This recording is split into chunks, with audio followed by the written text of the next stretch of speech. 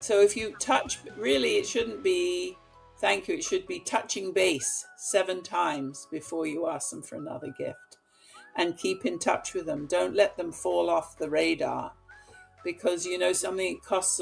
The effort and the cost of getting a prospect, getting a donor, is huge compared to having one in your database.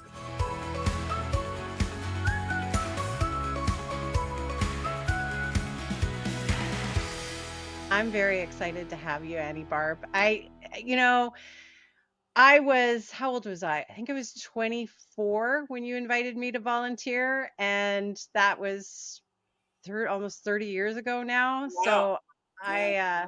I really, really appreciate your mentorship and your guidance and introducing me to people and teaching me and encouraging me to do my CFRE. So, and I talk so much about you and how you're such a big part of my where I am today. So I am very excited to have That's you on today. fantastic. That's Yeah. fantastic. Yeah. Well, and we're gonna today help some smaller nonprofits with major gifts because most of Great. our viewers are smaller nonprofits Yeah. and major gifts for them. Uh, they're so used to these small donations scrambling that I thought you were the perfect person to come and talk about that. Well, I probably should start by asking you to kind of define what a major gift is for for any organization, be you small or large. So how do you sort of define a major gift? What is this major gifts Well, fundraising thing that we're talking about? but what it is, it's the largest gifts that an organization receives, regardless of size. So it could be, for some organizations, it could be 1,000 or 2,000. For large universities and hospitals, it could be $1 million, right?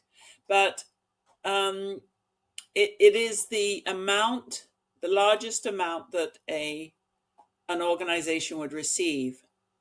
And so defining a major gift program for any organization, you have to have parameters of how much a major gift is. So to do that, you look at your database, and you have to have a database because you have to record all moves on donors.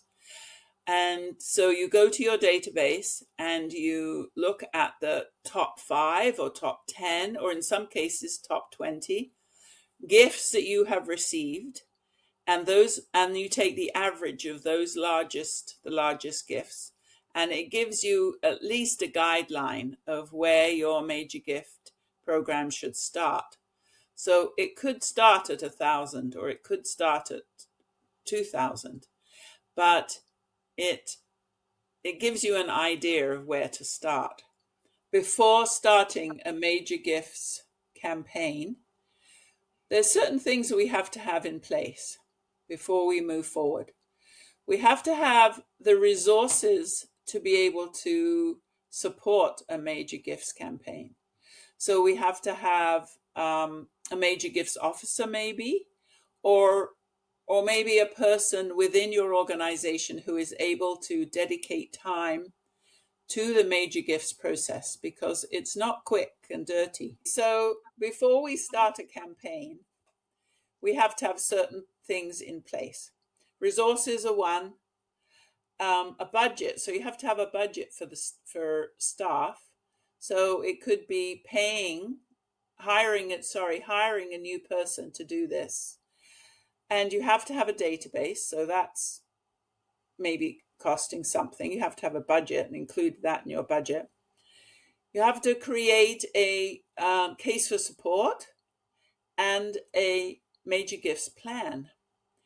Now, the present staff in your organization may not have that ability to build a plan for you or for them.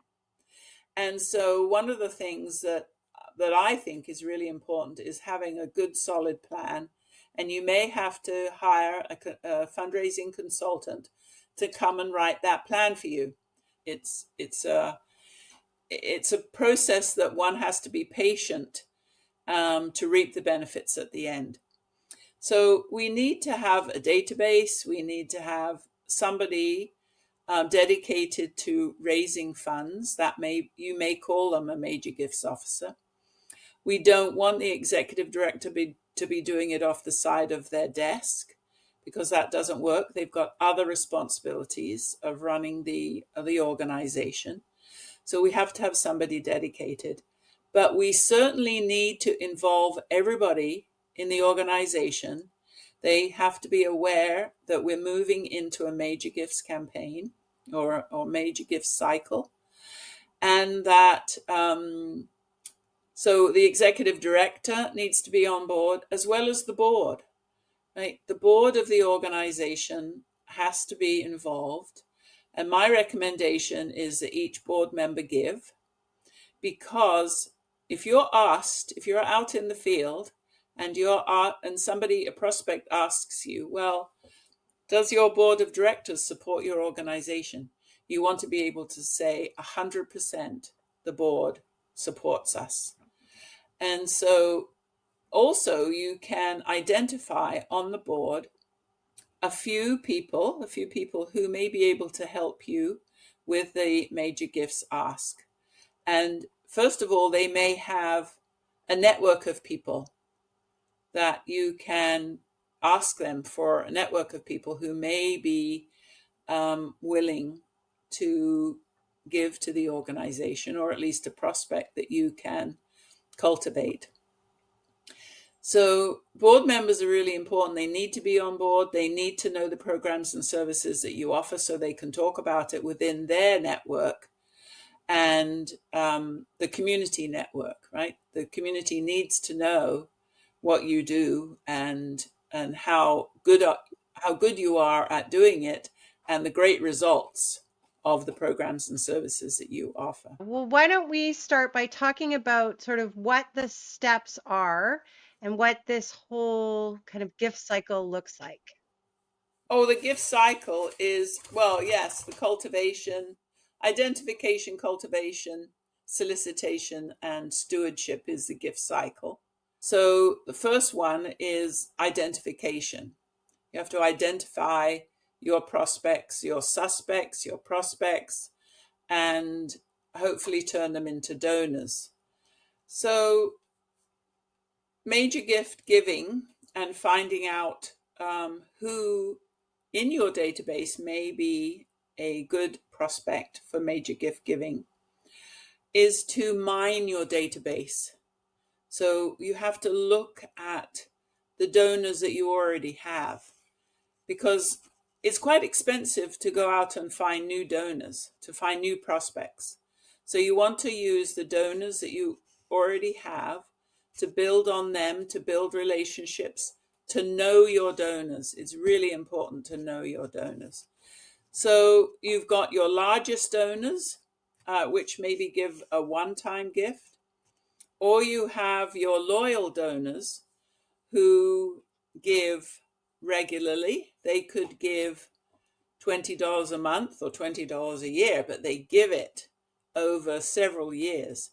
And so when you are finding your major gift prospects within your database, when you pull them up, you have to pull them up by cumulative giving, so that the person that gives you $20 a month or does monthly giving, $10 a month, comes up in your analysis. So you really have to know your donors, and you really have to analyze who you have and who you can go back to, and you have to identify the indicators of a donor who may be a good prospect, a good donor, major gifts donor prospect.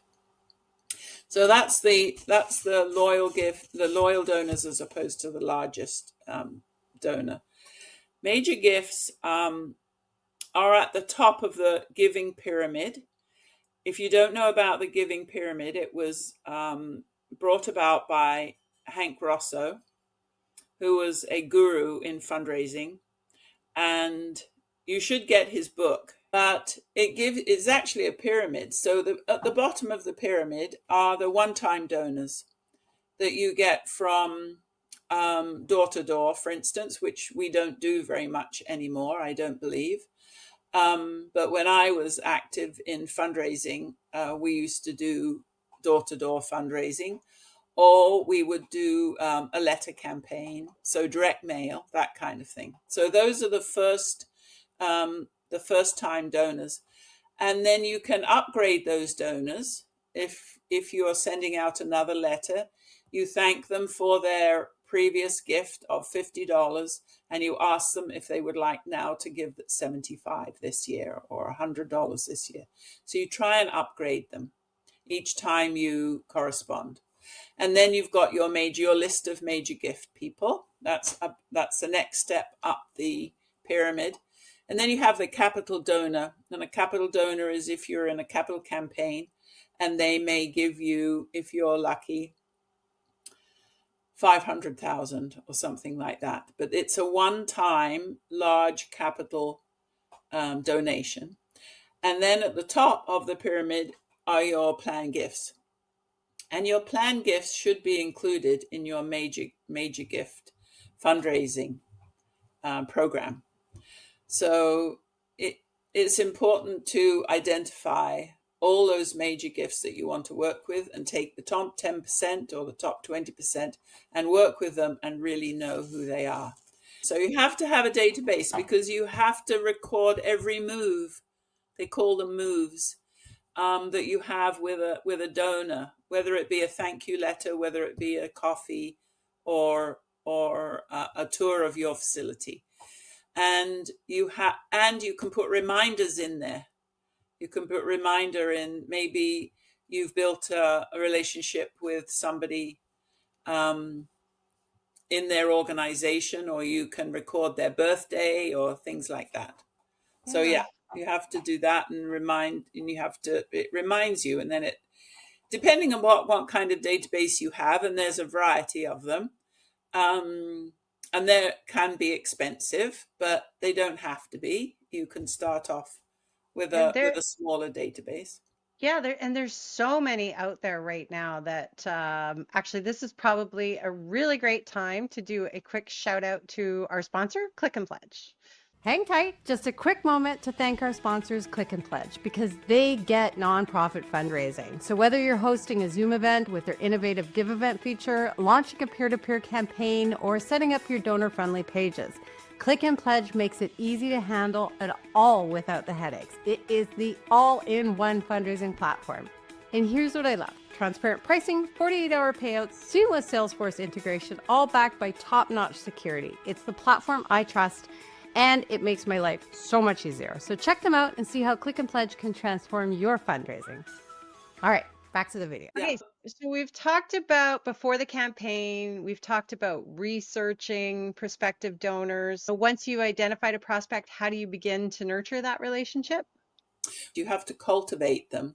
You have to get to know them. You build a relationship. And that's very important because you may bring them into your office to show you the programs and services that you offer. You may introduce them to the board. It could be showing a prospect around your facility. It could be going for lunch with a prospect. It could be thanking a donor. You invite them to maybe an event. Maybe you have a cocktail party or something like that. But you have to build the relationship that you have with that prospect, and then after you've cultivated them, then you can ask them for a gift. Don't ask for money yet. You haven't got there yet. So it's building a relationship, showing the prospect what you do, what the organization does, what good it does for the community, and what values you have and what values the organization has. You also have to listen because their values and their opinions and their passions have to line up with your organizations, or else you may be not going to get a donation.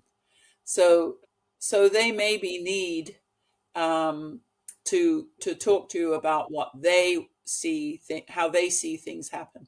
And so you have to listen, most definitely. But and that goes, it's around 75% that you listen and 25% that you talk. And if you can listen to what they want, then you'll know if their interests and passions and their values line up with yours, which gives you a great prospect. So it's all about building relationships. And if you promise that prospect something, you make sure that you follow through with that. And that's where the database comes in, because you put that reminder in the database. Any other tips for when you actually sit down to make the ask? Because I know the first time I had to ask for a major gift, it was horrible. How do you ask somebody for money? They have to, in my experience anyway, they have to know that they're going to be asked for a gift. You don't want to spring it on them, because they may go, oh my gosh, I don't have 10,000 to give you. So you have to research them, obviously, and know if you need to know the range of the gift that you're going to ask them for. And so that's important. They need to know that they're going to be asked for a gift. Well, first of all, you have to practice. Hopefully it's a two-headed call. Especially if it's a significant ask, it needs to be a two-headed call. And once you have to decide, as I said earlier, on an optimum amount to ask them for. And you can trial close as well. And what we mean by that is you can say, is this a program that you would like to invest in? You're putting your support behind, something like that. And so they need, as I said, they need to know that you're going to ask them. And they usually do, because why would a major gifts officer and the PD arrive at their office, kind of thing? But they need to know. And then you practice between you and the ED. You need to know who is going to introduce the subject after you've done the small talk, who is actually going to ask the question, and then you shut up. You be quiet. You ask for the donation, and you let them think about it before you say anything else, and you're both quiet, and you wait and it's uncomfortable, very uncomfortable, and eventually they will say something, and you wait until they do. And you get used to it, but you still have to practice with whoever's going in. And you have to practice out loud. You have to hear yourself saying it. And once you've heard yourself saying it once or twice, it becomes easier. It does become easier. Yeah. And you smile. Yeah. Yeah. And I think when you're confident about your case and you're passionate about it, and you understand that you're providing benefits to the donor as well, that they get, maybe it's community investment, maybe it's because they have lived experience, maybe whatever reason there's something people, when they donate, they get something from it, whether it's Right, feelings or tax right, receipts or, just that knowing that they did good. So right. yeah. Yes, definitely. Yeah, good point, Joanne. Very good. Yeah. Well, that's how I talked myself into being able to do it. It's still stressful. Yes, it is. But do Mhm. it a lot. The Oh, more you do it, the closer you get to a yes. yeah, very true. But think about it, between the two of you, if there's two people going in. Yeah. Yeah. No, I prefer pairs as well. So And what also, about, if you can go in with somebody that the prospect knows, like maybe a board member who know they know each other, it's more difficult for the prospect to say no in front of their friend. yeah, Anyway, yeah. Okay, so after we've made the gift and they've donated, talk to us a little bit about stewardship. stewardship is really important, because you want to be able to ask them again. I mean, not immediately, obviously, but you can't drop everything just because they've given a gift. Stewardship is really important. And in my day, we used to say you have to thank them 7 times before you can ask them for another gift. And that's not necessarily thank you face to face, saying thank you. It can be. You need to have a stewardship plan. So you need to know how much their gift is and what you're going to give them as a stewardship call.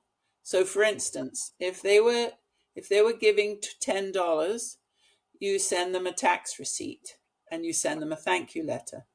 But if they give you $100, maybe you give them a call and a thank you letter and a tax receipt.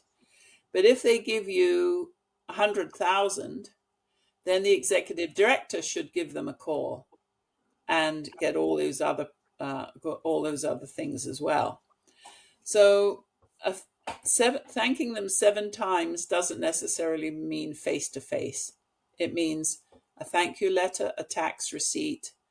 I'm very high on Thanksgiving cards. I love Thanksgiving cards, and it separates you from all the Christmas cards or Hanukkah cards or anything else that's available that goes out. Thanksgiving card. It could be an event that you invite them to, or a coffee morning that you invite them to, so if you touch, really, it shouldn't be thank you. It should be touching base 7 times before you ask them for another gift, and keep in touch with them. Don't let them fall off the radar, because something costs. The effort and the cost of getting a prospect, getting a donor, is huge compared to having one in your database. So the cost of retaining donors is less than getting a new one. So it's important to have a stewardship plan as well. And one of the things I forgot to talk about when we're talking about major gift donors, or prospects, I should say, is the LIA. Linkage, ability, and interest. So while you're qualifying your donor, qualifying your prospect, you need to use LIA. So linkage, they may have a link to the organization through a friend, or they may, if you're I call them body part fundraiser. So, if you're heart and stroke, they may have had a heart attack, that kind of thing. Ability, you'll know if they have the ability to give, especially if they own their own home, if they have a good job, whereabouts they live in the city, this kind of thing. And interest, of course, is making sure that they know the organization and they have an interest in what you're doing, and they have an interest in reaching out to the community to also provide what they know to the community, right? So they have to have linkage, ability, and interest to make your prospect a donor. So that's one of the things we missed out on earlier. It's very important. Yeah, don't tell any of my other aunties that you're my favorite. Thank you, Auntie Park. Joanne, you're wonderful. I think you're wonderful.